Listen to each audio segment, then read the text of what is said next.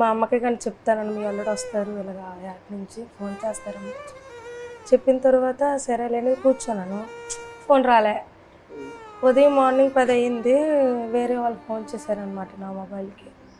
ఇలాగా మీ ఆయన పాకిస్తాన్కి దొరికిపోయారట అనేసి. అలాగే మేము పోస్ట్ ఆఫీస్కి వెళ్ళి ఇలాగ రాస్తే పాకిస్తాన్ రాస్తే వాళ్ళు చదివారు. పాకిస్తాన్ ఏంటి, పాకిస్తాన్కి మీకేం సంబంధం? మీరు అక్కడ సముద్రంలో ఉన్నప్పుడు ఇంటితో మాట్లాడాలనుకున్నా, పిల్లలతో మాట్లాడాలనుకున్నా అలాంటి పైన స్లాబ్ మీదకి వెళ్ళడం, చూడడం, టవర్ రావడం, మాట్లాడడం, ఒక్కొక్కసారి కట్ అయిపోతుంది, 2 ముక్కలు మాట్లాడడం, మళ్ళీ చేయడం.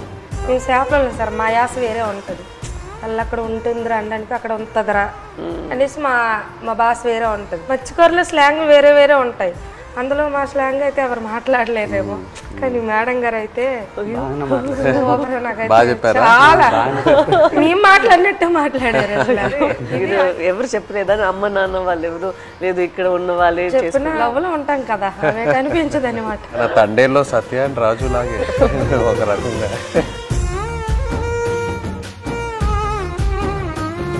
అయితే సార్ అక్కడ ఎంత బాధపడ్డామో అంత హ్యాపీగా ఉంది ఈరోజు. ఎందుకంటే అది ఒక జీవితంలో గుర్తుండిపోద్ది అలాగా మా రియల్ స్టోరీ.